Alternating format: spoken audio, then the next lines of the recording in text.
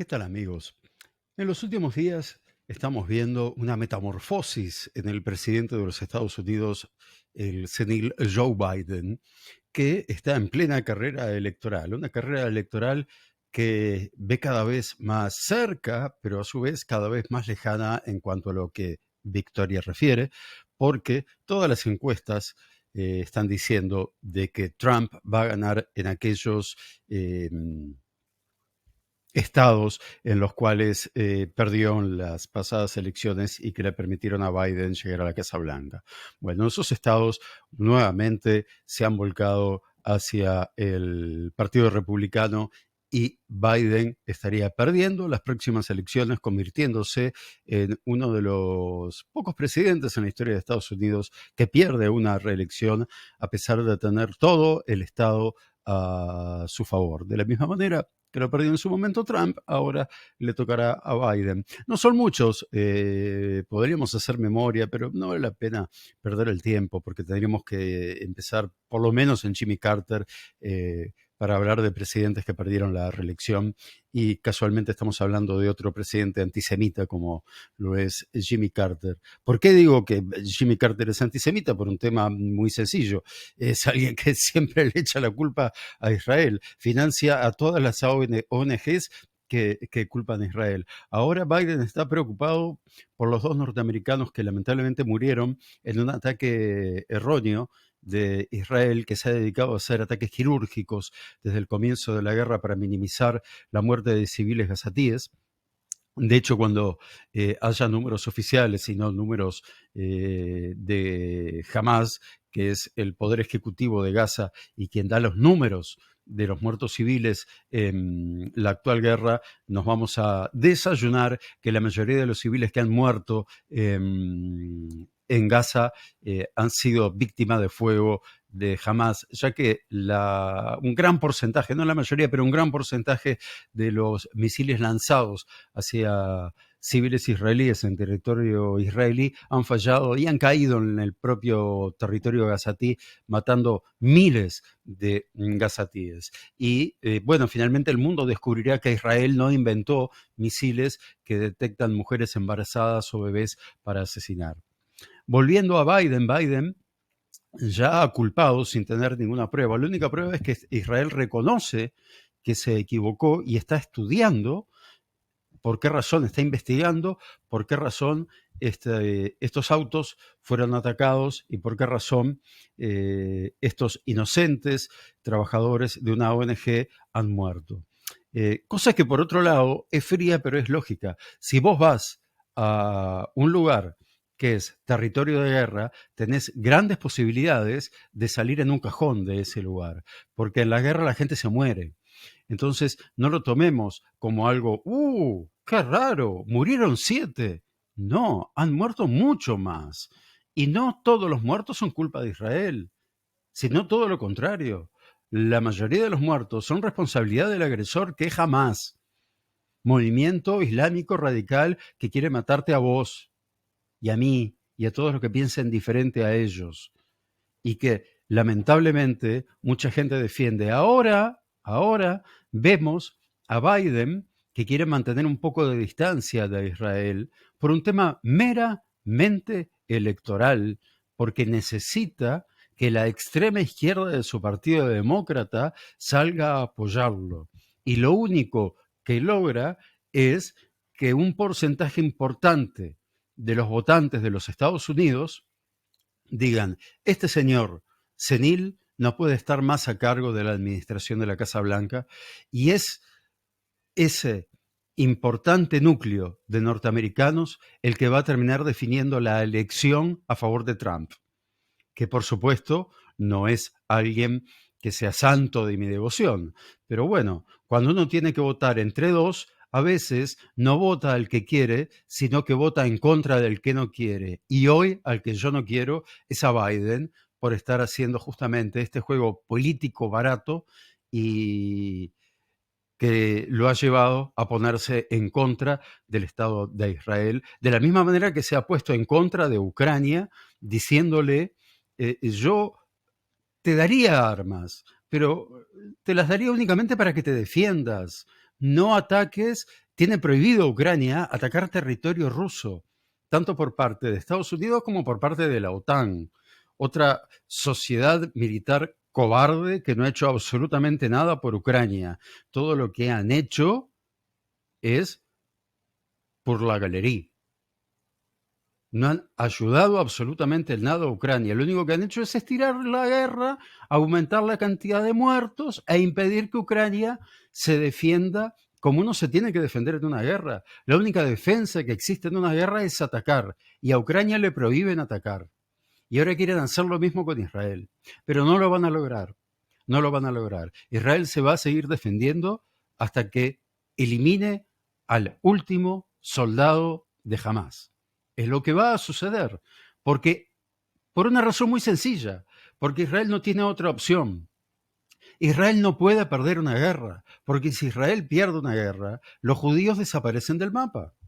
Los judíos que son acusados de todos los males del mundo y que son solamente el 0,01% de la población mundial, mientras que los musulmanes son 1.800 millones.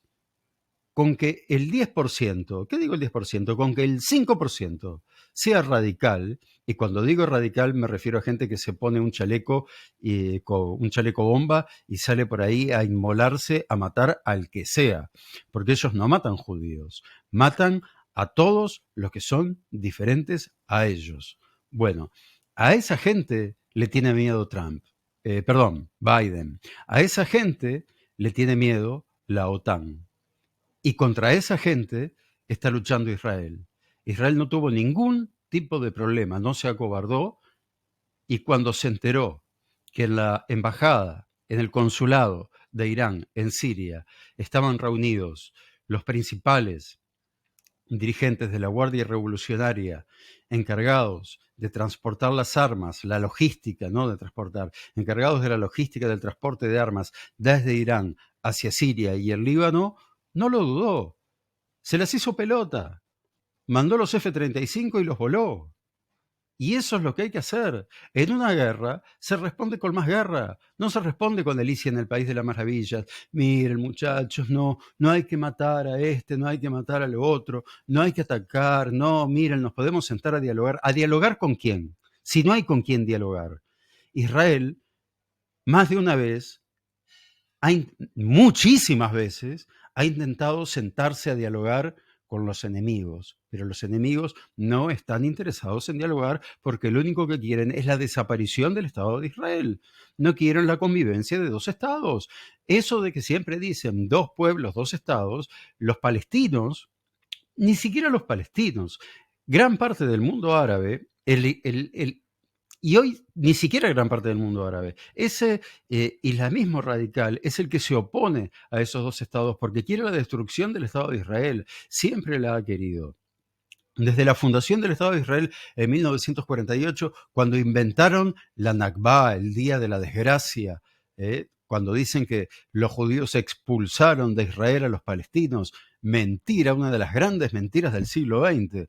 Fueron los propios gobiernos de Egipto, de Siria, de Jordania, del Líbano, de Irak, que le dijeron a los palestinos: salgan de la tierra de Israel, que nosotros los vamos a borrar del mapa y los vamos a matar a todos.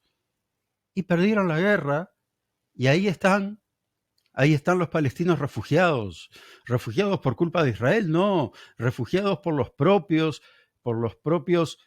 culpa de los propios países islámicos, árabes islámicos, que pensaron que iban a destruir a Israel y no lo lograron en el 48, no lo lograron en el 56, no lo lograron en el 67, no lo lograron en el 73 y siguen sin lograrlo y no lo van a lograr. ¿Por qué? Porque Israel no puede perder una guerra, porque si no, deja de existir y los judíos dejarían de tener un refugio como tienen hoy en día. Sin embargo, ese refugio es el país donde más judíos mueren por su condición de judío. 1.200 murieron el 7 de octubre. 133 continúan hoy, a pocos días de cumplirse 7 meses, como secuestrados en Gaza. ¿Quién se preocupa por ellos? ¿Cuánto tiempo demoró la ONU en preocuparse por ellos. ¿Cuánto tiempo demoró la Cruz Roja en preocuparse por ellos? Recién ahora la Cruz Roja está empezando a intentar lavar su nombre para, para poder quedar bien parada en este conflicto y está comenzando a preocuparse por los secuestrados que hay en Gaza. Esos secuestrados que el ejército de Israel intenta liberar. Y si hay que entrar a la ciudad que haya que entrar, el ejército de Israel va a entrar sin pedirle permiso a los Estados Unidos, porque Israel es un país independiente, soberano, y no precisa el permiso de nadie. Israel siempre ha tenido, siempre no, desde el año 73, desde la guerra de Yom Kippur, ha tenido a Estados Unidos como aliado. Antes no. La guerra del 48 no la ganó con armas norteamericanas. Para que sepan, la mayoría de las armas que tenía Israel en su guerra de independencia eran soviéticas, porque Stalin vio con buenos ojos, en principio, que se formara un gobierno marxista-leninista en Israel. Porque sí, para tu información, que no lo sabes, cuando Israel fue fundado por marxistas-leninistas. Ben Gurión era marxista-leninista. Después tenemos el caso de Golda Meir, que era palestina, porque había nacido en Palestina, porque en aquel momento no existía el Estado de Israel. Pero tampoco existía el Estado palestino, porque jamás existió un Estado palestino. Existía un pedazo de tierra al cual le habían puesto Palestina. De la misma manera que la Patagonia se llama Patagonia, pero es parte de la Argentina, Palestina siempre fue parte o de... Bueno, fue un protectorado del Imperio Inglés, antes fue parte del Imperio Otomano y antes fue parte de un montón de imperios. El Imperio Romano fue el primero que tomó Judea y que decidió cambiar su nombre para desjudaizar Judea y le puso Palestina en el año 100, siempre me confundo, pido disculpas, si fue en el año 153 o en el año 157 después de Cristo, pero bueno, en el año 150 y algo después de Cristo, que es lo que importa, empezó a llamarse Palestina, lo que realmente es Judea. Y a partir de ese momento empezaron a nacer los palestinos. La gente que nacía en ese lugar se les llamaba palestinos, así fueran judíos. ¿Correcto? Nunca existió la nación palestina, ni siquiera a partir del año 48, cuando se hace la partición por parte de la ONU, existió Palestina porque los países musulmanes se negaron a que exista Palestina. Ocuparon Gaza y ocuparon Cisjordania. Sí, Egipto ocupó Gaza y Jordania ocupó Cisjordania. No la ocupó Israel, la ocuparon ellos. ¿Fundaron un Estado palestino? No, no lo hicieron. ¿Por qué no lo hicieron? No sé, estudien ustedes, averigüenlo. Yo no lo sé, la verdad que no lo sé por qué no lo hicieron. Y en la Guerra de los 6 días, Israel conquista Gaza, conquista Cisjordania, y a partir de ese momento es Israel quien necesita de 2 estados para que los palestinos puedan vivir tanto en Gaza como en Cisjordania, más allá de que hay muchísimos palestinos que viven en Israel, donde no existe un apartheid, por algo existen diputados palestinos, en este momento 12 diputados palestinos hay en la Knesset, en el Parlamento israelí. Y los palestinos no quisieron fundar su Estado, lo que quisieron fue la destrucción del Estado de Israel, hasta los acuerdos de Oslo. ¿Qué pasó en los acuerdos de Oslo? Bueno, acordaron con Yasser Arafat que sí, de que iba a haber primero un reconocimiento del Estado de Israel y luego un intento por crear el Estado palestino. Un intento fallido porque los propios palestinos, por la manija del Islam radical, se opusieron a la creación de un Estado palestino si Jerusalén no era su capital. Obviamente que Jerusalén nunca va a ser la capital de un Estado palestino, porque Jerusalén no fue construida por los palestinos, ni fue construida por los musulmanes, porque los musulmanes nacen a partir del año 700 después de Cristo, y Jerusalén había sido construida mucho antes del nacimiento de Cristo. Así que A mí no me gusta irme tan atrás en la historia porque si no, los uruguayos, por ejemplo, deberíamos irnos todos de Uruguay y dejarle estas tierras a los descendientes de los charrúas, pero no lo hacemos. Bueno, los israelíes tampoco lo van a hacer, no se van a ir de sus tierras y no le van a permitir al Islam radical que nos exterminen, hablando claro, porque ese es el genocidio que realmente existe. El genocidio que practica el Islam radical, no solo en Medio Oriente, sino también en África. Y ahora yo le pregunto a Biden, que tanto se preocupa por estos dos norteamericanos que lamentablemente fallecieron en el día de ayer, ¿cuántos niños han muerto en las escuelas de los Estados Unidos víctimas de norteamericanos que entran con fusiles de guerra a asesinarlos dentro del propio territorio norteamericano? Señor Biden, usted como presidente es el responsable de esas muertes. Usted es el responsable. Sin embargo, usted se está preocupando por los muertos que hay en Gaza y que son víctimas de Hamás que invadió Israel el 7 de octubre. Israel eternamente es culpado por ganar las guerras. Los judíos somos culpados por defendernos. Insisto en lo que les he dicho más de una vez. Si realmente existiera un genocidio, ya hubiera terminado, porque el poder militar que tiene Israel es inmenso, inconmensurable al lado del poder militar que tiene tanto Hamás como Hezbollah. Aunque Hezbollah en los últimos años se ha convertido en una amenaza muy grande para el Estado de Israel porque ha recibido armas desde Irán. En estos 20 años en que Netanyahu le prometió a los israelíes que iban a estar más seguros que nunca, los enemigos de Israel se han convertido en enemigos fuertes. Nunca han estado tan bien armados y tan bien fortificados como están hoy en día y con una imagen tan buena a nivel internacional, ¿no? A pesar de ser terroristas. En estos últimos 20 años, gracias a Netanyahu, tanto Hezbollah como Hamás se han convertido en un peligro para Israel y a los hechos me remito. Y esto es para que quede claro.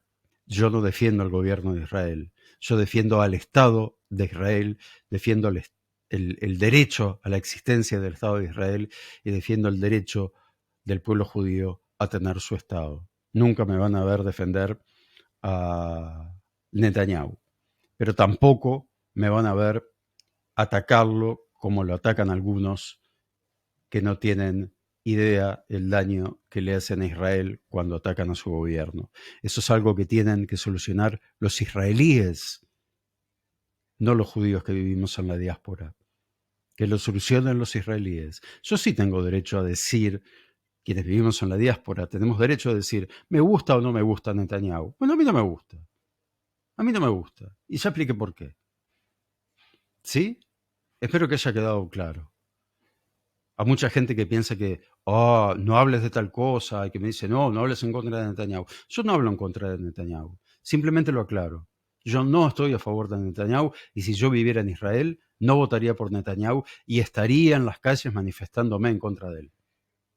Pero, como estoy en la diáspora, me dedico a defender el derecho a la existencia del Estado de Israel y el derecho a su autodefensa sin tener que pedirle permiso al gobierno de los Estados Unidos, sin tener que pedirle permiso a la OTAN y sin tener que pedirle permiso absolutamente a nadie, porque hoy, en el siglo XXI, los judíos nos defendemos solos sin necesidad de andar escondiéndonos en ningún lado como debimos hacerlo desde hace 20 siglos, soportando pogroms, persecuciones y un holocausto donde murió una tercera parte de los judíos que habitaban en este mundo. Les recuerdo, para los nazis que viven hoy en día, y que son muchos, es la victoria de Goebbels, el 0,01% de la población es la culpable de todas las conspiraciones. Muy bien. ¿Usted quiere creer en conspiraciones? Tiene derecho de hacerlo. No se olvide, de hacerlo, automáticamente se convierte en un nazi. Sí, no tengo ningún problema. Yo lo acuso de nazi. Y si alguien quiere llevarme a la justicia, puede llevarme. Estoy muy tranquilo. Sé perfectamente quiénes son los adoradores de Adolfo en Uruguay, en América, empezando por Petro, presidente de Colombia, quien niega el holocausto, siguiendo por el peronismo argentino, socio de Irán, responsable en 1992 de la bomba en la embajada, responsable directo del asesinato de del hijo de un presidente argentino, de Carlitos Jr., responsable del ataque a la AMIA. Irán, hace mucho tiempo que está en América Latina, empezó por Venezuela, ahora sigue por Colombia, sigue por Brasil. Están realmente dominando gran parte de lo que son los gobiernos de izquierda, o que se hacen llamar de izquierda en América. Nicaragua, Cuba, Venezuela, en todos lados está implicado Irán. En todos lados Irán ha financiado a estos gobiernos, y estos gobiernos, principalmente hoy en día Colombia, Bolivia, muchos que manejan plata de la droga, utilizan ese dinero también para devolverle favores a Irán, a Hezbollah y a Hamas. A Boric también le quiero mandar un saludo, otro neonazi que tenemos aquí en América Latina, pero que quiere separarse de personajes payasescos como Maduro o como AMLO en México, un ser despreciable que en lugar de ser presidente se dedica a tener un programa de televisión pareciera las 24 horas del día. Bueno, siempre me dicen, Gustavo, hacé los videos más cortos, y hoy ya voy pasado 22 minutos, pero es imposible abarcar todos estos temas en 5 minutos. Así que bueno, si alguien llegó hasta el final, gracias, de verdad. Si quieren dejar un like, gracias. Si quieren comentar, comenten lo que sea, comenten lo que quieran, voy a estar respondiéndole absolutamente a todos. También a los neonazis que están en el Pit CNT y que recibieron a Roger Water aquí en Uruguay, también les voy a estar contestando a ellos. No le tengo miedo a nadie. Salle, a vos tampoco te tengo miedo. Que pasen lindo.